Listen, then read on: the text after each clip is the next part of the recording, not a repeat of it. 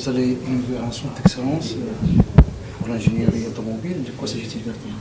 Alors, il s'agit de l'inauguration d'un centre d'excellence dédié à l'ingénierie automobile qu'on ouvre à Rabat, Technopolis. Donc, nous sommes une entreprise leader mondiale de l'ingénierie et conseil en technologie, spécialisée dans tous les domaines de l'ingénierie. Donc, ça va des télécoms à l'aéronautique jusqu'à l'automobile aérospatiale, défense. Au Maroc, nous avons initié notre installation sur des activités télécom, IT, et nous avons, depuis l'année dernière, commencé l'activité automobile. Donc l'ingénierie automobile, donc c'est pas l'industrie automobile, c'est plus l'ingénierie de l'automobile. Alors ce centre d'excellence, il a pour objectif d'intégrer des jeunes ingénieurs marocains, de leur faire un transfert de savoir, une formation qualifiante qui va pouvoir leur permettre d'intégrer des projets à forte valeur ajoutée pour des clients prestigieux comme BMW, mais surtout PSA, pour accompagner des projets au Maroc sur des différents domaines liés à la mécanique, au système embarqué, à la logistique, etc. Quels sont vos objectifs à travers ce centre d'excellence, notamment en termes d'emploi et de valeur ajoutée? Alors, merci de m'avoir posé cette question. Au Maroc, nous avons au jour d'aujourd'hui, nous avons dépassé la barre des 500 ingénieurs au Maroc. Donc c'est déjà une réalité répartie entre deux parcs nearshore, à savoir Fez-Shore et Rabat Technopolis. Donc nous avons à date les 2 tiers à Fez et le 1 tiers, c'est-à-dire ça représente entre 150 et 160 ingénieurs à Rabat. Et donc là, on fait l'inauguration après avoir embauché depuis le début de l'année 160 ingénieurs dans le domaine automobile qui travaillent principalement pour notre client PSA. Donc cette inauguration, c'est aussi bien sûr pour faire le bilan de notre installation, de partager ce retour d'expérience pour pouvoir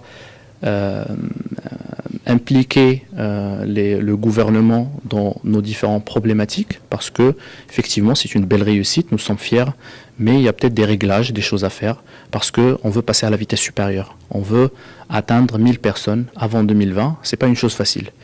Nous avons d'excellents ingénieurs. Des fois, ils ne sont pas forcément prêts pour intégrer des grands projets. Donc, nous avons lancé des programmes pour booster cette compétence, pour l'adapter aux besoins du marché et pour pouvoir contribuer à ce taux d'intégration locale qui est aujourd'hui primordial pour le développement économique du Maroc. Est-ce qu'on peut avoir une idée sur le montant des investissements jusqu'ici sur le Maroc et notamment pour ce centre d'excellence? Alors comme vous le savez, dans notre domaine, nous sommes dans le domaine de l'ingénierie, c'est-à-dire notre capital, il est humain. C'est difficile de quantifier l'investissement parce que nous n'allons pas construire des usines ou faire des installations lourdes. On construit l'offre autour de l'humain.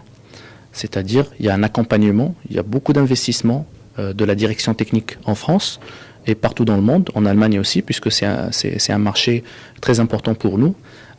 Donc c'est une forte implication du groupe. Le groupe a inscrit le Maroc dans sa stratégie de croissance, qui est déjà très importante. Donc le groupe déjà c'est 30 000 personnes et à l'horizon 2025, nous devons être 50 000 personnes dans le monde. Et le Maroc aura bien entendu sa part de cette croissance. Et donc l'investissement qu'on aura, c'est l'accompagnement, c'est la formation, c'est la participation à upgrader les diplômes de nos ingénieurs, de nos techniciens même, parce que on trouve beaucoup de techniciens qui sont excellents, mais il y a des choses qui leur manquent. Et donc, on essaie de compléter ce gap-là et de jouer notre rôle en tant qu'entreprise citoyenne et engagée. Alors, je vous donne un exemple, par exemple. nous travaillons sur des projets, par exemple pour BMW, pour les systèmes électroniques qui sont intégrés dans les futures voitures qui vont sortir dans 5 ans, sur le calcul du taux du carburant dans les moteurs, par exemple. Nous travaillons sur les systèmes, par exemple pour Bombardier Automobile, sur les voitures électriques, pour tout ce qui est recharge par induction. Je vous donne un exemple. Par exemple, on travaille sur la conception, sur l'imagerie, sur les tests et validations des véhicules, parce que comme vous le savez, le domaine de l'automobile, c'est le développement des composantes, mais aussi leurs tests et la validation. Et donc c'est quand même beaucoup d'intérêt sur ce genre d'activité. Ça veut dire que c'est des activités à forte valeur ajoutée, c'est pas que des activités on va dire de support ou de maintenance.